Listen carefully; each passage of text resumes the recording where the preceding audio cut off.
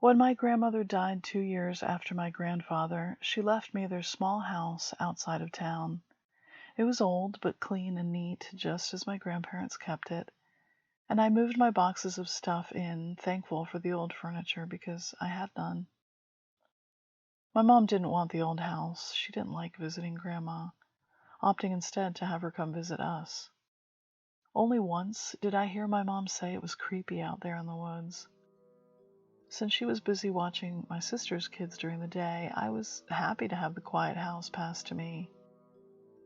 Nestled in the tall pines down a winding street, I welcomed the isolated space, until I realized I wasn't alone. When I was a kid, the house did scare me, but mostly because it was all tucked in the dark woods, but I still played outside in the trees with my sister every time we visited. But each time at dusk, Grandma always told us to come inside before dark.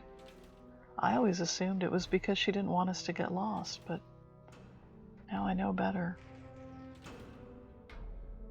I brought home some paint to add fresh colors to the walls in the evenings after work, and despite driving down the winding road after dark and coming home to the empty old house of my recently deceased grandmother, I found solace in turning on a podcast and fixing things up for a few hours before bed.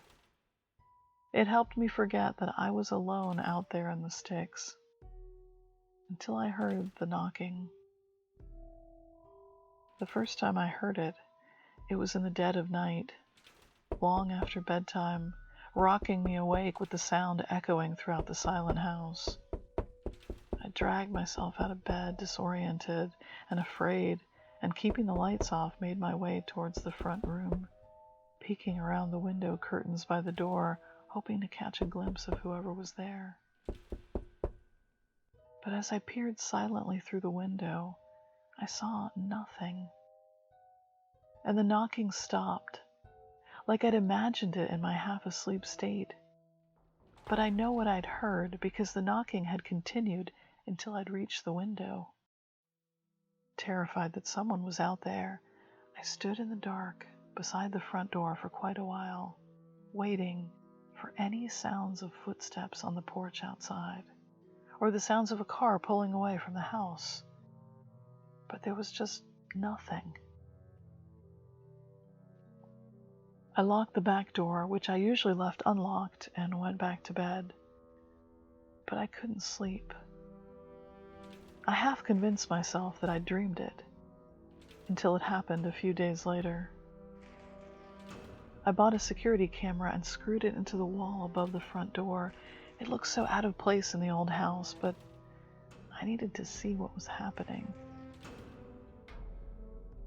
And as the knocking came again the next night, I sat up in bed, checked the camera app on my phone, and realized there had been no movement notifications and no movement events, no car, no person, nothing but darkness. Night after night, the knocking persisted, and every time when I reached the front door and listened in the darkness, it would stop. It was driving me crazy, and I was losing sleep. I felt ridiculous calling the police. What was I going to tell them? Nothing was knocking on my door? After almost 3 weeks of nightly knocking, I flew out of bed and threw open the door. I screamed into the woods for it to stop. But there was nothing there except for the darkness of the woods and the cold night air. I couldn't shake the feeling that some unseen evil was out there just beyond my doorstep, silently watching. The following night, I couldn't fall asleep, and I laid awake waiting for the knocking to start. I was feeling like a prisoner in my own home, trapped in this cycle of something I couldn't explain, that there was an entity in the woods that was slowly torturing me. Thoughts that maybe my family knew about the knocking, and it was the reason we weren't allowed outside after dark as kids. I wondered if my grandparents heard the knocking, or even my mom, and that's why she hated the old house. And that night, As I lay in bed, paralyzed by fear, waiting, I heard it. A soft, insistent tapping on my bedroom door. It was a quiet knocking, and when I turned to face the unlocked door, I couldn't move. I was frozen in my own bed. I felt like there was a weight on me, holding me paralyzed in place. The helplessness of peering at that door and dreading what was about to come through it was a horror I wouldn't wish on my worst enemy. The knocking continued for a few more minutes and then suddenly stopped. As the house fell silent, I was finally able to move.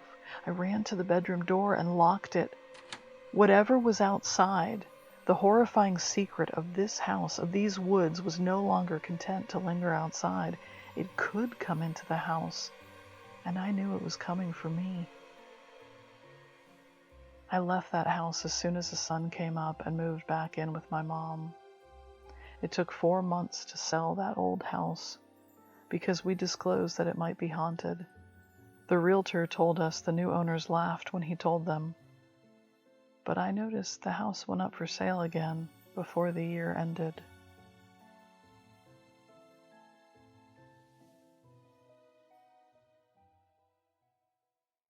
I work for a security company in Central Florida, and one of our clients is a big name storage company in the area. The overnight shifts are usually pretty tame. It's really more driving from location to location than anything else.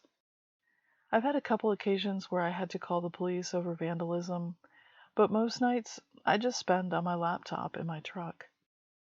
A couple of the storage facilities have RV and boat storage I have to check, and since I can't see them through the parked vehicles very well, I do this on foot.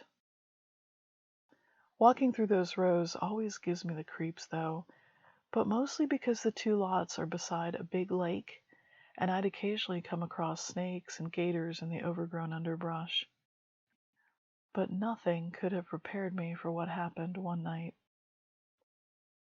It was past midnight, and the RV lot was dark except for the dim glow of the security lights at the gate. As I made my rounds through the tall campers, I noticed something strange. A light was flickering from the window of an RV trailer parked in the far corner of the lot by the lake. I remember thinking first that someone had left the light on inside, and it was only because of the darkness that I could see it now. But as I watched, it flickered again like a candle or a match, not an electrical light. I would have to go deal with it, or them, whoever was in there, before they set the camper on fire. As I approached the trailer, the light flickered out and then blazed up again like the bright ember of a cigarette inhale. I stopped and watched again, but this time the light continued flickering just behind the curtain. The Florida night sounds and my footsteps on the gravel seemed louder than ever. I remember hearing the traffic on the highway beyond the lake and wondering if I should call the police first. What if it was some meth head hiding in there with a knife? With each step, I watched the light and the door to the camper, but nothing changed. The only movement was the flickering light. When I reached the trailer, I hesitated for a moment, my hand trembling as I reached for the door handle. With a deep breath, I swung open the door and raised my flashlight into the darkness. But to my horror, the dark trailer was empty. The interior smelled of cigarette smoke, so strong I could taste it. I stood frozen in place inside the dark camper, my mind racing with fear and confusion. But as my eyes adjusted to the blackness inside the camper, nothing moved or shifted. I didn't hear anyone within that confined space, or see any sign of cigarettes or fire of any sort. I held my flashlight ahead of me as I walked the length of the camper's interior and checked the open bathroom. Nothing.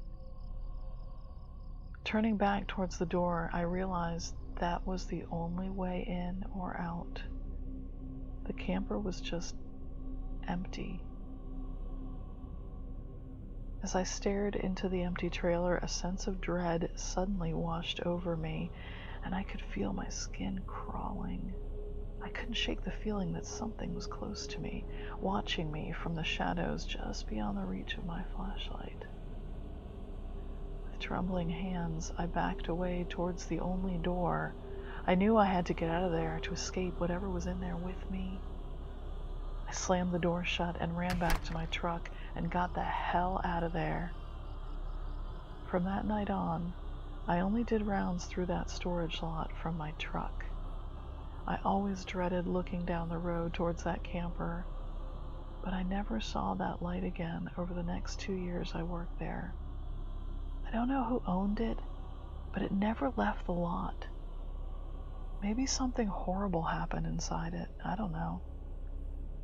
But just telling the story, I can still vividly feel the dread that washed over me inside that smoky camper, the feeling like I had to escape at any cost.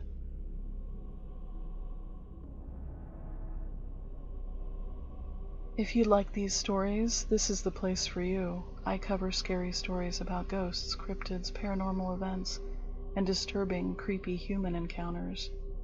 My Etsy store is open if you'd like to support me there. The link's in the description. Thanks for watching, and see you next week.